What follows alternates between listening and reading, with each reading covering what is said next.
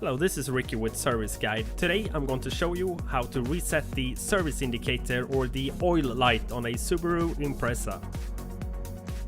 So for step 1, you want to make sure the ignition is on.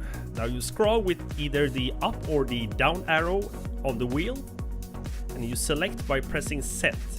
Now press the up or down arrow and scroll the menus until you see set in the display. When set is highlighted, pull and hold the set button on the wheel until you access the maintenance menu. Now for step 2. After selecting maintenance, you should have 4 options in the center display: engine oil, oil filter, tires, and maintenance schedule.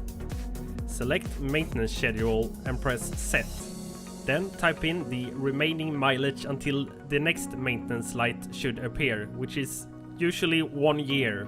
Then press set again and the service light or the oil light is reset. Thank you for watching. I'll catch you in the next one. Bye.